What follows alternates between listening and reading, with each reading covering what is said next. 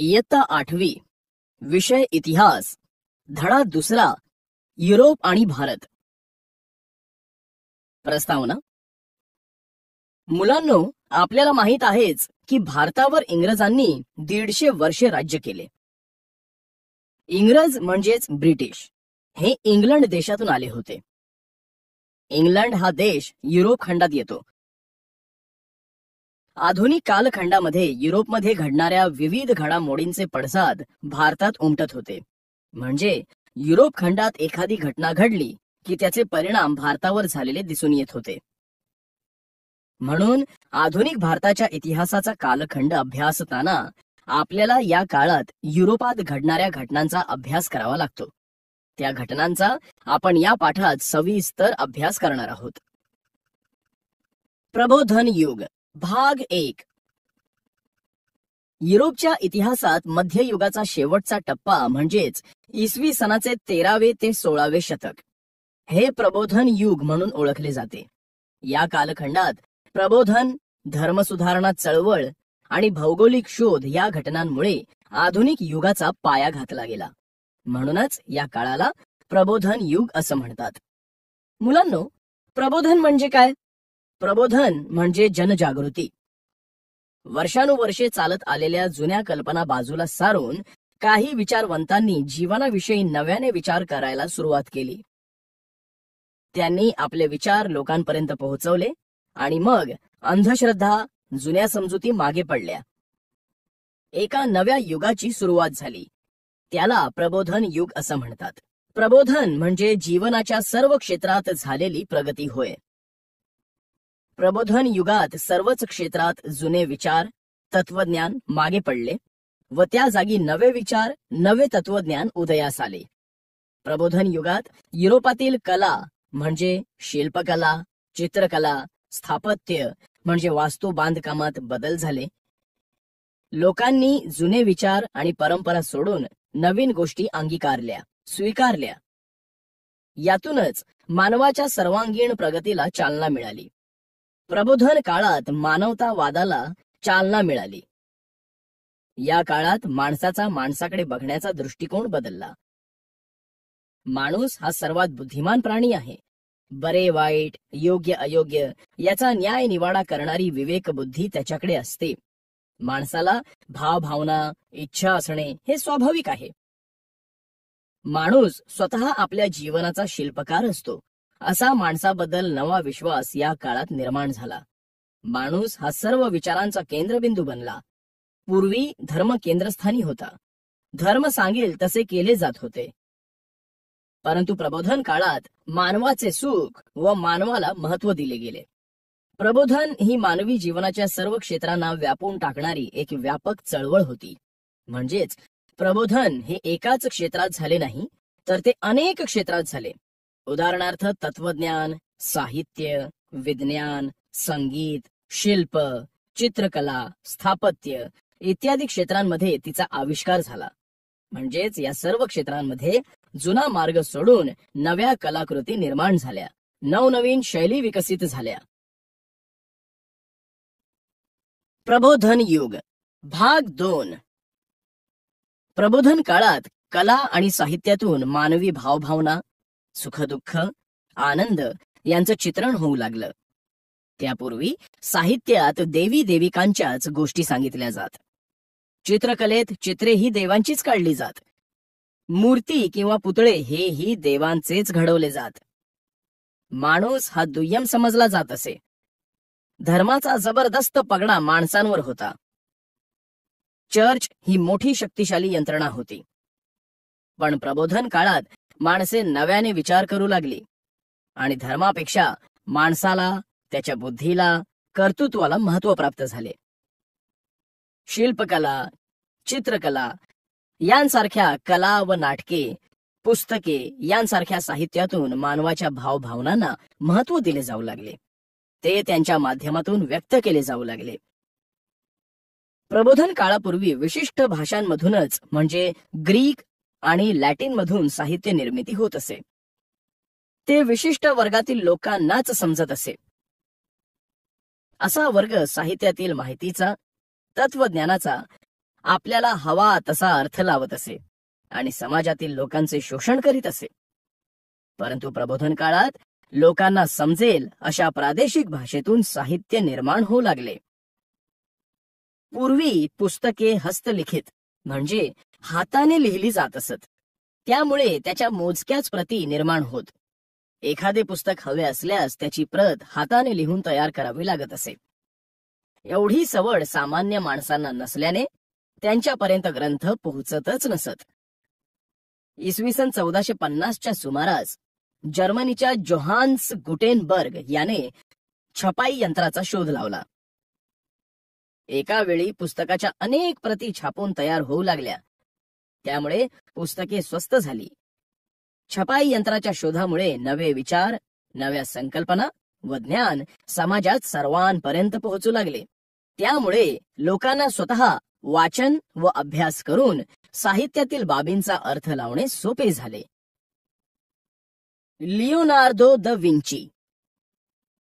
प्रबोधनकालीन प्रगतीची कल्पना Leonardo the विंचीच्या उदाहरणावरून येऊ शकते. लिओनार्दो हे प्रबोधन काळातील अष्टपैलू व्यक्तिमत्व मानलं जातं. अनेक कला व शास्त्रे लिओनार्दोला माहीत होती, अवगत होती. त्यांमध्ये तो तरबेज होता. तो चित्रकार होता, तसेच तो शिल्पकार, स्थापत्यकार व अभियंताही होता. गणित, संगीत, खगोलशास्त्र यांसारख्या विविध विषयांवर त्याचं प्रभुत्व होतं. त्याला संगीताची उत्तम जाण होती. त्याच्या मते माणसाच्या बुद्धीला मर्यादा नाहीत. तो सर्व काही करू शकतो हे त्याच्याच उदाहरणांवरून दिसून येतं. लिओनार्दो विविध विषयात पारंगत असला तरी तो चित्रकार म्हणून जगप्रसिद्ध ठरला. त्याची मोनालिसा व द लास्ट सुपर ही चित्रे अजरामर ठरली. मोनालिसा हे एका सामान्य स्त्रीचे चित्र होते. आजही ही चित्रे मनाला भुरळ घालतात. शेक्सपियर सारखा थोर नाटककार आणि कोपर्निकस, गॅलिलिओ यांसारखे थोर शास्त्रज्ञ प्रबोधन युगात होऊन गेले. धर्म सुधारणा चळवळ. प्रबोधन काळात परंपरागत ज्ञान, अंधश्रद्धा, रूढी परंपरा यांना आव्हान दिले जाऊ लागले. निरीक्षण शक्ती आणि प्रयोगशीलता यांच्या आधारे निसर्गातील माहीत नसलेल्या ज्ञानाची उकल वैज्ञानिक करू लागले. त्यामुळे स्वतंत्र बुद्धीने विचार करणाऱ्या विचारवंतांनी रोमन कॅथोलिक चर्चच्या जुन्या धार्मिक कल्पनांवर हल्ला चढवला. मुलांनो, रोमन कॅथोलिक चर्च हे जगातील सर्वात मोठे ख्रिश्चन धर्माचे चर्च आहे. जगातील सुमारे अब्ज लोक कॅथोलिक चर्चचे अनुयायी आहेत. या चर्चमधील प्रमुख लोकांनी सांगितलेल्या गोष्टी युरोपातील सर्व ख्रिश्चन लोकांना मान्य कराव्या लागत असत. यातील प्रमुख लोक समाजातील लोकांच्या अज्ञानाचा फायदा घेऊन लोकांना धर्माची भीती घालून आपले हित साध्य करीत असत. धर्माच्या नावावर लोकांना लुबाडत असत. या सर्वांच्या विरोधात युरोपात जी चळवळ सुरू झाली तिला धर्म सुधारणा चळवळ असं म्हणतात. बायबल हा ख्रिस्ती धर्मग्रंथ लॅटिन भाषेत होता. ती भाषा सर्वसामान्य लोकांना समजत नसे. धर्म सुधारणा चळवळीच्या काळात बायबलची भाषांतरे इंग्रजी, फ्रेंच अशा लोकभाषांमध्ये केली गेली. त्यामुळे लोकांना बायबलमधील शिकवण व रोमन कॅथोलिक चर्चची शिकवण यांमध्ये फरक जाणवला आणि त्यांच्या लक्षात आलं की हे ख्रिस्ती धर्मगुरू आपली फसवणूक करतायत. म्हणून लोकांनी चर्चमधील प्रचलित रीतींचा निषेध केला. धर्मसुधारणा चळवळ युरोपातील अनेक देशांमध्ये पसरली. तरुण मध्यम वर्गाने या चळवळीला पाठिंबा दिला. या चळवळीमुळे धार्मिक क्षेत्रात कर्मकांड, रूढी, परंपरा यांना सोडून माणसाचं स्वातंत्र्य व बुद्धीला पटणाऱ्या तत्वांना महत्व प्राप्त झालं. मुलांनो, तुम्हाला माहित आहे का, युरोपमध्ये चर्चची सत्ता इतकी प्रबळ होती की पृथ्वी गोल आहे असा शोध लावणाऱ्या गॅलिलिओ या शास्त्रज्ञाला त्यांनी चुकीचं ठरवत तुरुंगात ठेवलं होतं. त्याचे हाल हाल केले होते. भौगोलिक शोध. प्रबोधन काळात जगाच्या व युरोपच्या दृष्टीने अनेक महत्वाचे शोध केले होते. इसवी सनाच्या 15व्या शतकापर्यंत युरोपीय लोक पूर्वेकडील देशांमधून आणलेली साखर, मसाल्याचे पदार्थ, रेशमी कापड, मौल्यवान वस्तू वापरत असत. मात्र त्या वस्तू त्यांना अरब व्यापारी पुरवत असत. त्यामुळे युरोपातील लोक कधी भारतात आले नव्हते. इसवी सन 1453 मध्ये ऑटोमन तुर्कांनी कॉन्स्टँटिनोपल म्हणजेच इस्तंबूल हे शहर जिंकून घेतले. हे शहर म्हणजे बायझंटाईन साम्राज्याची राजधानी होती. तुर्कांनी त्यांच्या साम्राज्यातून जाणारे खुष्कीचे मार्ग म्हणजेच भूमार्ग रोखून धरले. त्यामुळे व्यापारासाठी पूर्वेकडील देशांकडे जाण्यासाठी युरोपला आता नवे मार्ग शोधणे गरजेचे होते. यातूनच भौगोलिक शोधांचे नवे पर्व सुरू झाले. खुष्कीचा मार्ग बंद झाल्याने 15व्या शतकात युरोपीय दर्यावर्दी भारताकडे जाणाऱ्या जलमार्गाचा शोध घेण्यासाठी सागरी सफरीवर निघाले. दर्यावर्दी म्हणजे समुद्रातून प्रवास करणारे लोक होय. इसवी सन 1487 मध्ये बार्थोलोम्यू डायस हा पोर्तुगीज खलाशी भारताच्या शोधात आफ्रिकेच्या दक्षिण टोकापर्यंत पोहोचला. या टोकाला आशेचे भूशीर म्हणजेच केप ऑफ गुड होप हे नाव मिळाले. इसवी सन 1492 मध्ये भारताच्या शोधात निघालेला कोलंबस अमेरिकेच्या पूर्व किनाऱ्याजवळ जाऊन पोहोचला. पृथ्वी गोल असल्याने आपण पश्चिमेकडे गेलो तरी भारतात पोहोचू असे त्याला वाटत होते. त्यामुळे आपण भारतात उतरलो आहोत असा त्याचा गैरसमज झाला. पुढे इटालियन खलाशी अमेरिगो व्हेस्पुसी हा कोलंबसच्या मार्गानेच त्या किनाऱ्यावर येऊन पोहोचला. हा भारताचा किनारा नाही हे त्याच्यामुळेच लक्षात आले. या नव्याने शोध लागलेल्या प्रदेशाला अमेरिगोच्या नावावरून अमेरिका हे नाव पडलं. इसवी सन 1498 मध्ये पोर्तुगीज खलाशी वास्को द गामा याने आफ्रिकेच्या दक्षिण टोकाला वळसा घालून भारताचे कालिकत बंदर गाठले. त्याने भारताकडे येण्याचा सागरी मार्ग शोधला. त्या काळात या प्रवासाला प्रदीर्घ काल लागत असे. पूर्ण आफ्रिका खंडाला वळसा घालून येण्यात त्याला बरेच कष्ट झाले. मुलांनो, पुढे सुएझचा कालवा झाल्यानंतर प्रवासाचे हे अंतर खूपच कमी झाले. युरोपातील वैचारिक क्रांती. प्रबोधन काळात युरोपात अनेक क्षेत्रात बदल झाले. या बदलांमुळे युरोपची मध्ययुगाकडून आधुनिक युगाकडे वाटचाल सुरू झाली. याच काळात युरोपमधील लोकांच्या विचारात प्रचंड प्रमाणात बदल होऊन युरोपमध्ये वैचारिक क्रांती घडून आली. नवीन साहित्य, नवे ज्ञान, नवीन विचार यामुळे अज्ञान व अंधश्रद्धा यातून समाज बाहेर पडू लागला. प्रस्थापित रूढी व परंपरा आणि घडणाऱ्या घटनांकडे चिकित्सक दृष्टिकोनातून म्हणजे हे असं का घडतं अशा दृष्टीने पाहिलं जाऊ लागलं. या संपूर्ण बदलांना वैचारिक क्रांती असं म्हणतात. या वैचारिक क्रांतीतून युरोपमध्ये वैज्ञानिक क्षेत्रांमध्ये संशोधनाला गती मिळाली. राजकीय क्षेत्रातील क्रांती. मुलांनो, मानवी जीवनात आमूलाग्र बदल घडवून आणणाऱ्या घटनेस क्रांती असं म्हणतात. आधुनिक कालखंडाच्या सुरुवातीच्या टप्प्यात युरोपमध्ये अनेक बदल घडून आले. 18व्या शतकात तसेच 19व्या शतकात घडलेल्या अनेक क्रांतिकारक घटनांमुळे हा कालखंड क्रांतियुग म्हणून ओळखला जातो. उदाहरणार्थ, अमेरिकेचे स्वातंत्र्य युद्ध, फ्रेंच राज्यक्रांती, औद्योगिक क्रांती या बदल घडविणाऱ्या घटना होत्या. तसेच या काळात इंग्लंडमध्ये संसदीय लोकशाहीचा विकास झाला. कॅबिनेट पद्धतीच्या स्वरूपात बदल झाला. इसवी सन 1689च्या बिल ऑफ राईट्समुळे राजाच्या अधिकारावर मर्यादा घातल्या गेल्या. पार्लमेंटचे सार्वभौमत्व प्रस्थापित झाले.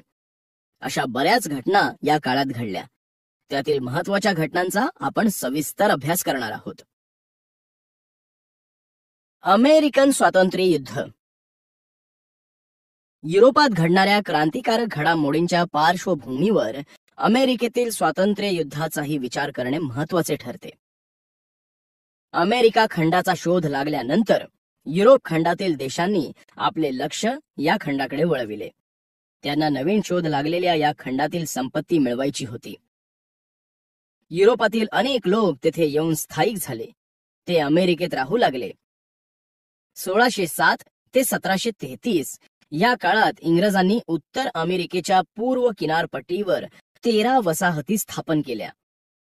सुरुवातीस इंग्लंडचे या वसाहतींवर नावालाच वर्चस्व होते. परंतु पुढील काळात इंग्लंडच्या पार्लमेंटने म्हणजेच संसदेने अमेरिकन वसाहतींवर जाचक बंधने व कर लादून या वसाहतींवर राज्य करायला सुरुवात केली. वसाहतींनी धान्य, तंबाखू, साखर इत्यादी माल फक्त इंग्लंडला विकावा अशी इंग्लंडच्या राज्यकर्त्यांची इच्छा होती. इंग्लंडने उत्कृष्ट दर्जाचा व इंग्लंडच्या मालाशी स्पर्धा करेल असा माल तेथे निर्माण करण्यावर बंदी घातली. अमेरिकन वसाहतीतील स्वातंत्र्यप्रिय जनतेने याला विरोध केला. इंग्लंडच्या अन्यायकारक बंधनातून मुक्त होणे आवश्यक आहे असे वसाहतींना वाटू लागले. वसाहतींनी जॉर्ज वॉशिंग्टन, थॉमस जेफरसन यांच्या नेतृत्वाखाली एकत्र येऊन इंग्लंड विरुद्ध बंड पुकारले. म्हणजे इंग्लंडच्या सर्व गोष्टींना विरोध करण्यास सुरुवात केली. त्यांचा विरोध मोडून काढण्यासाठी इंग्लंडने वसाहतींच्या विरोधात युद्ध पुकारले. या दरम्यान घडलेली एक घटना म्हणजे बोस्टन टी पार्टी होय. वसाहतींवरील कर इंग्लंडने रद्द करावेत, वसाहतींना त्यांचा राज्यकारभार करू द्यावा, त्यात इंग्लंड पार्लमेंटने हस्तक्षेप करू नये अशा मागण्या वसाहतीतील लोक करू लागले. इंग्लंडने याला नकार देताच वसाहतींनी इंग्लंडच्या मालावर बहिष्कार टाकला. 1773 साली अमेरिकेतील बोस्टन बंदरात उभ्या असलेल्या इंग्लिश जहाजांवरील चहाच्या पेट्या वसाहतीतील काही नागरिकांनी समुद्रात फेकून दिल्या. याच घटनेला बोस्टन टी पार्टी असं म्हणतात. या व अशा इतर कारणांमुळे इंग्लंडने वसाहतींविरुद्ध युद्ध पुकारले. अमेरिकन वसाहतींनी जॉर्ज वॉशिंग्टनच्या नेतृत्वाखाली आपले सैन्य संघटित करून इंग्लंडच्या सैन्याविरुद्ध लढा दिला. या लढ्यात वसाहतीच्या सैन्याचा विजय झाला. वसाहतींना स्वातंत्र्य युद्धात विजय मिळाला आणि 1783 मध्ये इंग्लंडने त्यांना स्वातंत्र्य दिलं. ही घटना अमेरिकेचे स्वातंत्र्य युद्ध म्हणून ओळखली जाते. जॉर्ज वॉशिंग्टन हे अमेरिकेचे पहिले राष्ट्राध्यक्ष झाले. 13 वसाहतींनी 1789 साली अमेरिकेचे संघराज्य स्थापन केले. अमेरिकेची संयुक्त संस्थाने म्हणजेच USA या नावाने हा देश ओळखला जाऊ लागला. अमेरिका हा संघ राज्य शासन पद्धती, संघ म्हणजेच केंद्र घटक राज्ये यात सत्तेचे विभाजन असलेला, जगातील प्रथम लिखित राज्यघटना असलेला व लोकशाही व्यवस्था असलेला नवा देश अस्तित्वात आला. अमेरिकेच्या स्वातंत्र्य युद्धाने स्वातंत्र्याची प्रेरणा निर्माण झाली. तसेच 19व्या व 20व्या शतकात वसाहतवाद विरोधी लढ्यांसाठी हे स्वातंत्र्य युद्ध स्फूर्तिदायी ठरले. भारतातील क्रांतिकारकांनीही यातून प्रेरणा घेऊन स्वातंत्र्य लढा दिला. फ्रेंच राज्यक्रांती. प्रबोधन काळातील अजून एक महत्वाची घटना म्हणजे फ्रेंच राज्यक्रांती होय. फ्रान्समध्ये तेव्हा राजाची सत्ता होती. राजावर कोणतेही नियंत्रण नव्हते. त्यामुळे फ्रेंचमधील राज्यकर्ते चैनी आरामात जीवन जगणारे बनले होते. बाहेरच्या जगातील घडामोडींकडे त्यांचे लक्षच नव्हते. प्रजेच्या कल्याणासाठी ते काहीही करत नव्हते. कर, जकात याद्वारे जमा झालेला पैसा राजा आपल्या चैनीसाठी वापरत असे. जनतेचे खूप हाल होत होते. त्याकडे राजाचे लक्ष नव्हते. त्यामुळे जनतेची राजाविषयीची निष्ठा कमी होऊ लागली. इसवी सन 1789 मध्ये फ्रान्समधील जनतेने तेथील जुलमी अन्यायकारक राजेशाही आणि सरंजामशाही विरुद्ध उठाव केला आणि प्रजासत्ताकाची स्थापना केली. ही घटना फ्रेंच राज्यक्रांती म्हणून ओळखली जाते. अशी एकत्र आलेली लोकशक्ती व तिच्या एकीची ताकद जगाच्या इतिहासात पहिल्यांदाच पाहायला मिळाली. आज जगभर अनेक राष्ट्रांनी जी लोकशाही शासन पद्धती स्वीकारलेली दिसते तिचा प्रसार या फ्रेंच राज्यक्रांतीपासून झाला. म्हणूनच फ्रेंच राज्यक्रांतीने आधुनिक जगाच्या इतिहासाची सुरुवात झाली असं मानलं जातं.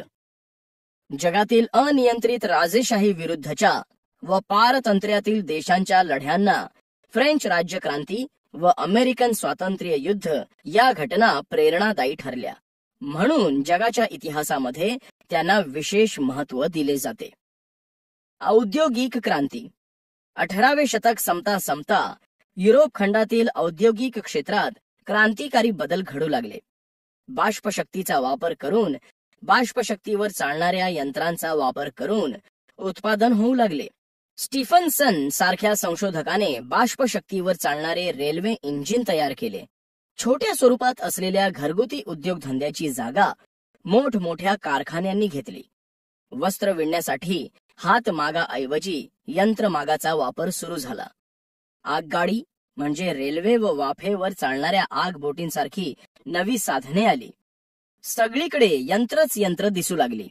नवनवीन यंत्रांचे शोध लागले. यंत्रयुग अवतरले. यालाच औद्योगिक क्रांती असं म्हणतात. ही औद्योगिक क्रांती इंग्लंडमध्ये सुरू झाली. नंतर ती युरोप खंडात पसरली आणि नंतर टप्प्याटप्प्याने पश्चिमेकडील सर्व देशात पसरली. या काळात इंग्लंडने उद्योगधंदे, यंत्रनिर्मिती यांच्यात एवढी प्रगती केली की इंग्लंडचे वर्णन जगाचा कारखाना असं केलं जाऊ लागलं. भांडवलशाहीचा उदय. मुलांनो, या पाठाच्या मागील भागात आपण पाहिलं की नव्या सागरी मार्गांचे शोध लागले. त्यामुळे युरोप खंड आणि आशिया खंडातील देशांमधील व्यापार नव्याने सुरू झाला. औद्योगिक क्रांतीमुळे युरोपमध्ये मोठ्या प्रमाणात वस्तूंची निर्मिती होऊ लागली. त्यामुळे ते विकण्यासाठी आशियाई देश हे चांगली बाजारपेठ असणारे देश होते. त्यामुळे सागरी मार्गाने पूर्वेकडील देशांशी व्यापार करायला अनेक व्यापारी एकत्र येऊन त्यांनी व्यापार करण्यास सुरुवात केली. यातूनच व्यापारी लोकांनी आपापल्या हिश्श्याचे ठराविक पैसे भरून म्हणजेच भाग भांडवल जमा करून कंपन्या सुरू केल्या. अशा अनेक कंपन्या या काळात उदयास आल्या. पश्चिमेकडील देशांनी पूर्वेकडील देशांशी केलेल्या व्यापारात खूप फायदा मिळत होता. या व्यापारातूनच देशांची आर्थिक भरभराट किंवा प्रगती होत असे. याचा फायदा देशाला होत होता. त्यामुळे युरोपातील राज्यकर्ते व्यापारी कंपन्यांना लष्करी संरक्षण व व्यापारी सवलती देऊ लागले.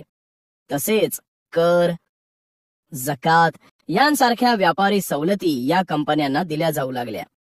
या व्यापारामुळे युरोपीय देशात पूर्वेकडील देशातून मोठ्या प्रमाणात धन प्राप्त होऊ लागले.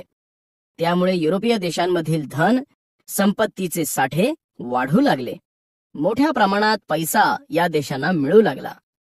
या संपत्तीचा उपयोग अजून कारखाने काढणे, उद्योगधंदे वाढविणे, व्यापारात अधिक भांडवल घालणे असा केला जाऊ लागला. त्यामुळे उद्योगधंदे वाढले, उत्पादन वाढले आणि व्यापारही वाढला. त्यामुळे देशांच्या अर्थव्यवस्था सुधारण्यास फायदा झाला. अशा तऱ्हेने युरोपीय देशात भांडवलशाही अर्थव्यवस्थेचा उदय झाला. वसाहतवाद. एका देशातील काही लोकांनी दुसऱ्या भूप्रदेशात एखाद्या विशिष्ट भागात वस्ती करणे म्हणजे वसाहती स्थापन करणे होय. आर्थिक व लष्करीदृष्ट्या समृद्ध व बलशाली देशाने आपल्या ताकदीच्या व सामर्थ्याच्या जोरावर एखादा भूप्रदेश मिळवणे आणि त्या ठिकाणी आपले राजकीय वर्चस्व प्रस्थापित करणे म्हणजेच वसाहतवाद होय. युरोपीय देशांच्या याच वसाहतवादी प्रवृत्तीतून साम्राज्यवाद उदयास आला. युरोपीय लोकांनी आशिया व आफ्रिका खंडातील अनेक देशात अशा वसाहती स्थापन केल्या होत्या. मुलांनो, ज्यावेळी एखादा देश आपल्या सीमेजवळचा भूभाग जिंकून घेतो तेव्हा जिंकलेला भूभाग हा त्या राज्यात समाविष्ट केला जातो. देशाच्या सीमा बदलतात. पण ज्यावेळी एखादा देश आपल्यापासून हजारो मैल अंतरावर असलेला दुसरा भूभाग जिंकून घेतो तेव्हा त्यातून एक संघ राज्य निर्माण होऊ शकत नाही. कारण त्या दोन देशांच्या दरम्यान असलेले देश त्याच्या ताब्यात नसतात. अशा वेळी त्यांचे सरकार स्थापन झालेल्या देशाला त्या बलशाली राष्ट्राची वसाहत म्हणून ओळखलं जातं. ही गोष्ट आपण समजून घ्यायला हवी. साम्राज्यवाद. मुलांनो, साम्राज्यवादाचा अभ्यास करताना साम्राज्यवाद म्हणजे काय हेही आधी समजून घेतलं पाहिजे. साम्राज्यवादाला इंग्रजीत इम्पिरियालिझम असं म्हटलं जातं. एम्पायर या शब्दापासून इम्पिरियालिझम हा शब्द आला आहे. एका राष्ट्राने दुसऱ्या राष्ट्रांवर आपले सर्वांगीण वर्चस्व प्रस्थापित करणे व अनेक नव्या वसाहती स्थापन करणे म्हणजेच साम्राज्यवाद होय. आशिया व आफ्रिका खंडातील अनेक राष्ट्रांवर युरोपीय राष्ट्रांनी साम्राज्यवाद प्रस्थापित केला. साम्राज्यवाद हा वसाहतवादातून निर्माण झाला. इंग्रजांच्या किंवा इंग्लंडच्या साम्राज्यवादाचा बळी ठरलेला एक देश म्हणजे आपला भारत होय. भारतात इंग्रजांनी कशा पद्धतीने वसाहती स्थापन केल्या, त्याच्या माध्यमातून इंग्रजांनी कशा पद्धतीने भारतावर आर्थिक, राजकीय, सामाजिक वर्चस्व स्थापन केले, याची माहिती आता आपण पाहणार आहोत. ब्रिटिश ईस्ट इंडिया कंपनीचा भारतातील साम्राज्यवाद. सुरुवातीस युरोपीय व्यापारी मुघल सम्राटाकडून भारतात व्यापार करण्यासाठी परवाने मिळवून शांततेने व्यापार करत असत. भारतात व्यापारी मक्तेदारी मिळवण्यासाठी युरोपीय सत्तांमध्ये जबरदस्त स्पर्धा होती. व्यापाराच्या सोयीसाठी पोर्तुगीज, डच, इंग्लिश व फ्रेंच व्यापारी कंपन्यांनी भारतात आपली व्यापारी ठाणे स्थापन केली. अशा ठाण्यास वखार असं म्हणत. इसवी सन 1600 मध्ये इंग्रजांनी भारतात व्यापार करण्यासाठी ब्रिटिश ईस्ट इंडिया कंपनीची स्थापना केली होती. या कंपनीने जहांगीर या मुघल बादशहाकडून व्यापाराची परवानगी मिळवून सुरत येथे वखार स्थापन केली. या कंपनीमार्फत भारताचा इंग्लंडशी व्यापार चालत असे. इंग्रज व फ्रेंच संघर्ष. मुलांनो, भारतात आपल्याला व्यापार करण्याची मक्तेदारी मिळावी म्हणून परकीय सत्तांमध्ये अटीतटीची स्पर्धा होती. कारण भारतातून युरोपियन राष्ट्रांना, म्हणजे ज्या राष्ट्राची व्यापारी मक्तेदारी असेल अशा राष्ट्राला, त्यांच्या देशातील कारखान्यांना मोठ्या प्रमाणात कच्चा माल मिळणार होता. त्या कच्च्या मालापासून तयार झालेला पक्का मालही ते भारतात विकू शकणार होते. म्हणून त्यांना व्यापारी मक्तेदारी हवी होती. यात प्रामुख्याने इंग्रज व फ्रेंच यांच्यात जास्त स्पर्धा होती. अशातच 18व्या शतकात कर्नाटकच्या नवाब पदासाठी भारतीय सत्ताधीशांमध्ये भांडणे सुरू झाली. या भांडणाचा फायदा घेऊन आपण कर्नाटकाच्या राजकारणात प्रवेश करू शकतो, ही गोष्ट फ्रेंचांनी व इंग्रजांनी ओळखली. नवाब पदासाठी उत्सुक असलेल्या एका उमेदवाराला फ्रेंचांनी तर त्याच्या विरुद्ध असणाऱ्या उमेदवाराला इंग्रजांनी लष्करी मदत दिली. या स्पर्धेमुळे इंग्रज व फ्रेंच यांच्यात 3 युद्धे झाली. ती कर्नाटक युद्धे म्हणून ओळखली जातात. 3ऱ्या युद्धात इंग्रजांनी फ्रेंचांचा पराभव केला. त्यामुळे इंग्रजांना भारतात विरोध करणारा व स्पर्धा करणारा प्रबळ युरोपीय स्पर्धक उरला नाही. बंगालमध्ये ब्रिटिश ईस्ट इंडिया कंपनीच्या सत्तेचा पाया.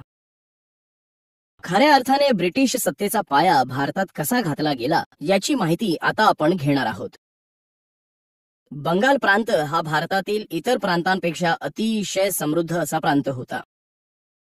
इसवी सन 1756 साली सिराज उद्दौला हा बंगालचा नवाब बनला. ईस्ट इंडिया कंपनीचे अधिकारी त्यांना व्यापार करण्यासाठी मिळालेल्या परवानगीचा गैरवापर करत असत. इंग्रजांनी सिराज उद्दौला या बंगालच्या नवाबाची परवानगी न घेता कोलकाता येथील त्याच्या वखारीभोवती तटबंदी उभारली. तटबंदी म्हणजे किल्ल्याच्या संरक्षणासाठी सभोवती बांधलेली भिंत असते. तशी भिंत. ही तटबंदी बांधताना ब्रिटिशांनी नवाबाची परवानगी घेणे गरजेचे होते. परंतु इंग्रजांनी तसे न केल्याने सिराज उद्दौला व इंग्रज यांच्यात संघर्ष सुरू झाला. सिराज उद्दौलाने स्वारी करून इंग्रजांची कोलकात्याची वखार आपल्या ताब्यात घेतली. या घटनेने इंग्रजांमध्ये नवाबाबद्दल चीड निर्माण झाली. कारण यात बरेच सैन्य व अधिकारी मारले गेले होते. म्हणून याचा सूड घेण्याचे इंग्रजांनी ठरविले. खूप महत्वाकांक्षी, चतुर, बुद्धिमान अशा रॉबर्ट लाईव्ह या इंग्रज अधिकाऱ्याने कोलकाता पुन्हा जिंकून घेतले. तो एवढ्यावरच थांबला नाही.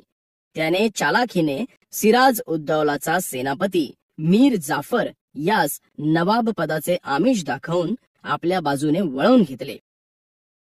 इसवी सन 1757 मध्ये प्लासीच्या रणमैदानावर सिराज उद्दौलाचे लष्कर व इंग्रज यांची गाठ पडली. युद्धाला सुरुवात होताच सेनापती मीर जाफरने बाघ्याची भूमिका घेतली व नंतर इंग्रजांना जाऊन मिळाला. उद्दौलाचा पूर्ण पराभव होऊन तो पळून गेला. पुढे मीर जाफरचा पुत्र मिरान याने त्याला पकडून ठार केले. या लढाईत लढाई अशी झालीच नाही. या लढाईत फक्त 7 इंग्रज मारले गेले.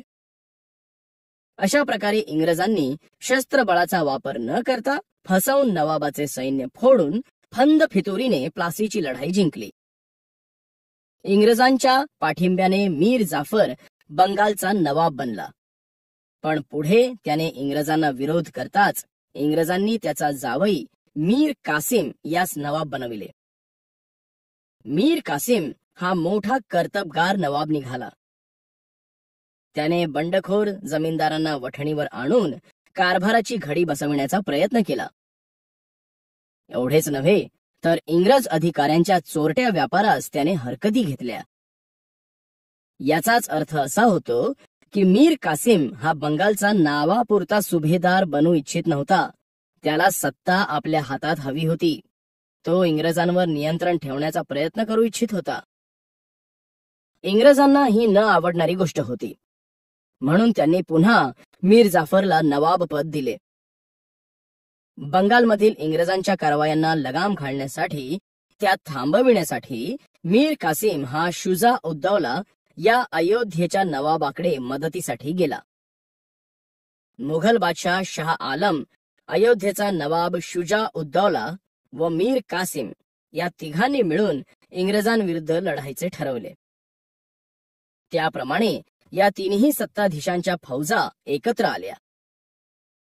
मेजर मनरो या इंग्रज सेनानीच्या अधिपत्याखाली इंग्रज सैन्याने इसवी सन 1764 मध्ये बिहारमधील बक्सार येथे मोठा लढा दिला.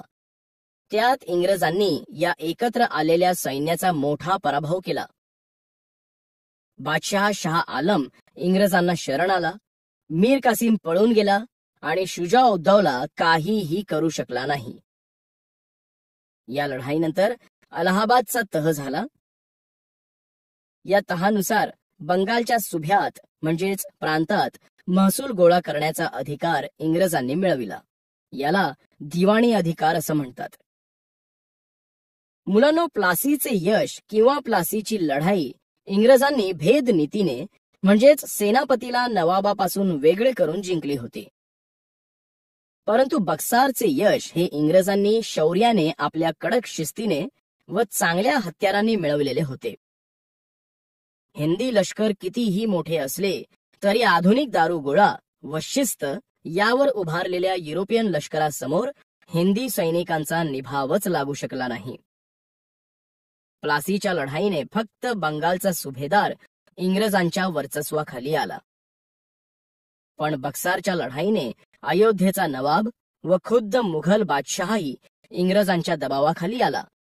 अशा प्रकारे भारतातील इंग्रजी सत्तेचा पाया बक्सारच्या विजयाने मजबूत केला गेला.